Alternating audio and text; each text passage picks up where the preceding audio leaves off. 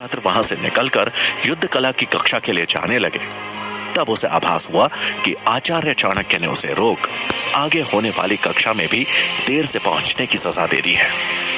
वो अब परेशान हो उठा, लेकिन आज्ञा तो आज्ञा थी।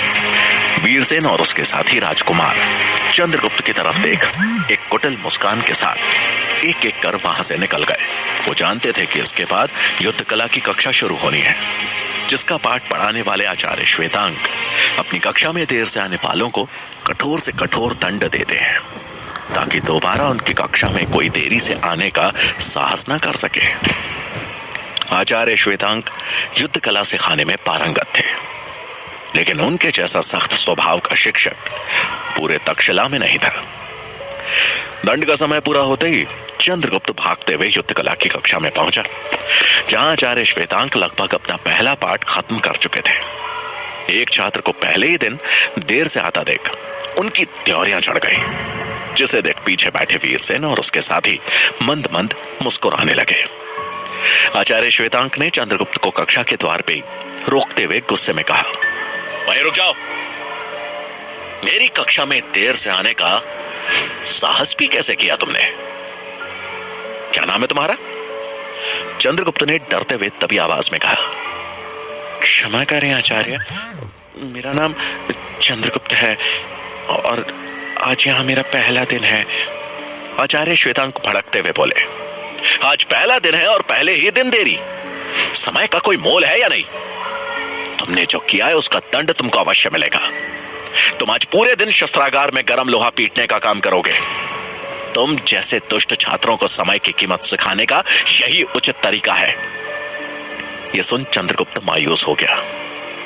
तक्षशिला में उसका पहला दिन ही इतना बुरा हो जाएगा, उसने कभी स्वप्न में भी नहीं सोचा था। वो वहीं चिंतित सा खड़ा रहा।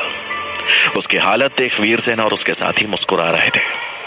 चंद्रगुप्त को ऐसे खड़ा देख आचार्य भड़कते हुए बोले, यहां खड़े रहने से दंड कम नहीं हो जाएगा। तुम अभी मेरे शिक्षण से परिचित नहीं हो, लेकिन शीघ्र ही हो जाओगे। दुखी मन से चंद्रगुप्त शस्त्रागार जा पहुंचा, जहां गर्म लोहे को पीटकर शस्त्र बनाए जा रहे थे। ये शस्त्र किसी व्यापार के लिए नहीं, बल्कि तक्षशिला में छात्रों के प्रशिक्षण के लिए तैयार किए जाते थे। दंड के रूप में अब चंद्रगुप्त ने आग में जल रहे लोहे को पीटने का काम शुरू कर दिया। लोहे पे लगी हर चोट जैसे उसके अंदर एक चोट पैदा कर रही थी। उसे पछतावा हो रहा था कि वो सुबह क्यों सो गया, क्यों उसकी समय पे आंख नहीं खुली। वो जानता था कि यह सब किसका किया धरा है, लेकिन वो अभी यहाँ के पुराने छात्रों से लड़ नहीं सकता था। वो नहीं चाहता था कि उसकी एक गलती का हर्जाना उसको यहां से निष्कासित किया जाना बने। इन्हीं सवालों में उलझ वो लगातार काम करता रहा। दिन के तीसरे प्रहर में जब सभी छात्रों की कक्षाएं समाप्त हो गईं, तब वीरसेन और उसके कुछ साथी चंद्रगुप्त का मजाक उड़ाने शस्त्रागार आ पहुंचे। चंद्रगुप्त को लोहा पीटते देख वीरसेन बोला, अरे जरा देखो तो शूरवीर चंद्रगुप्त को, शिक्षा लेने आया था और क्या करना पड़ रहा है।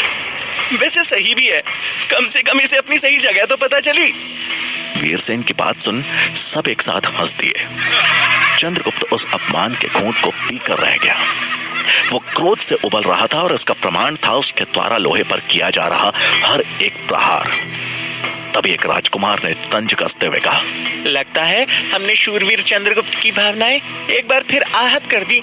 पिछली बार इनका गुस्सा घास को सहन करना पड़ा था और आज बेचारा लोहा, इंसानों से लड़ना तो आता ही नहीं है इन्हें।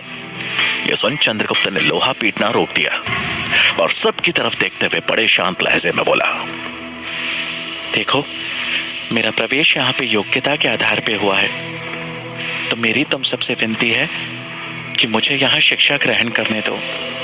यह सुन वीरसेन त्योरियां चढ़ाते हुए बोला, कौन कहता है कि तू यहाँ के योग्य है?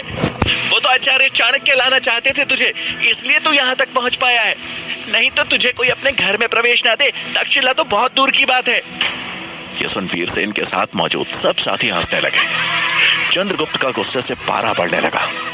इससे पहले की बात आगे बढ़ती, तभी वहां शस्त्रागार के प्रमुख आ पहुंचे और उन सबको तुरंत वहां से जाने को कह दिया। उसके बाद उन्होंने चंद्रगुप्त को काम करने का सख्त आदेश दिया और चले गए।